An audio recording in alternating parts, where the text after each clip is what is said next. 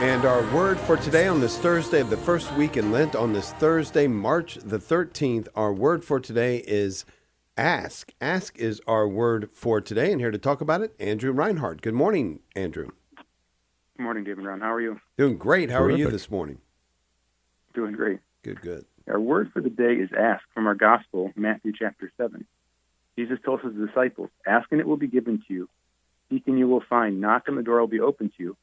For everyone who asks receives, and the one who seeks finds. And to the one who knocks, the door will be opened. And then Jesus goes on and does this image, referring to God's goodness.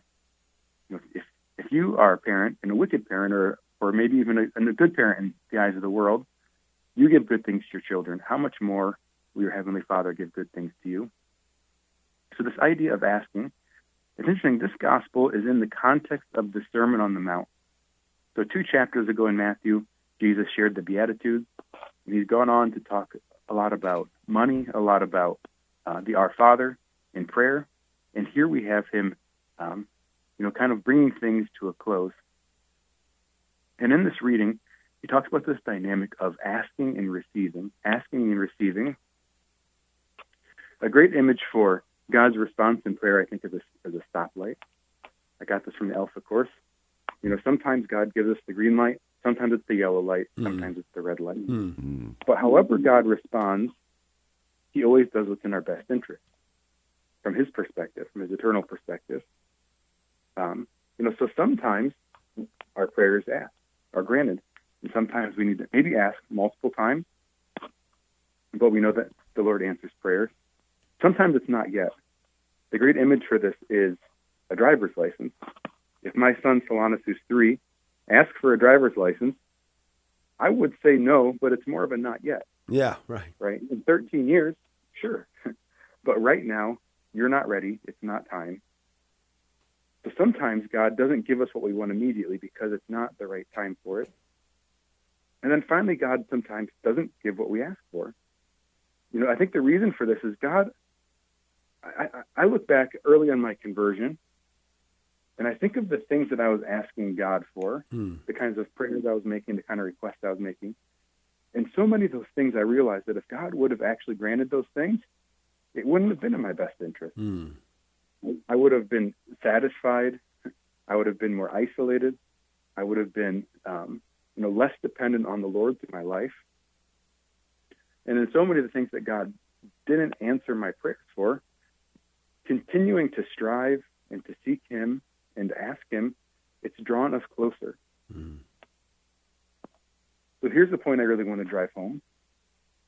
It's by doing the asking that we receive, because the best thing we can have is God. So when we ask God for anything, we're entering into a relationship with the Lord. Even the fact that we can ask is such a massive blessing. But it's in asking that we receive. We receive not necessarily what we ask for, but we always receive God himself. And by asking and receiving the Lord's response, our will over time is conformed to his will. We come to understand his design.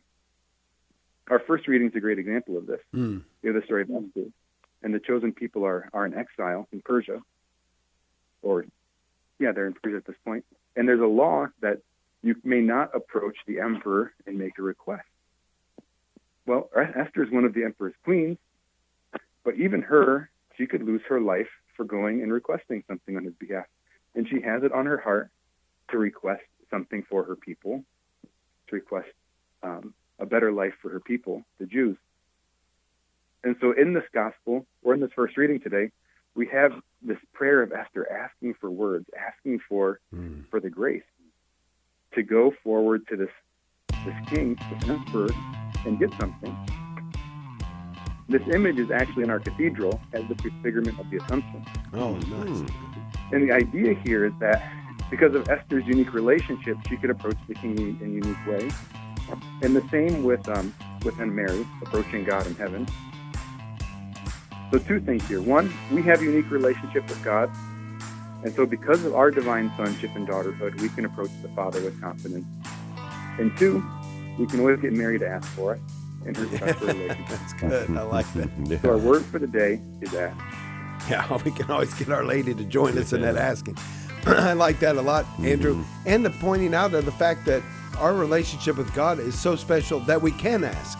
And that's a unique knowledge of God that has been revealed to us that is a great gift for all followers of Christ. So thank you very much, Andrew. God bless you. Have a wonderful day.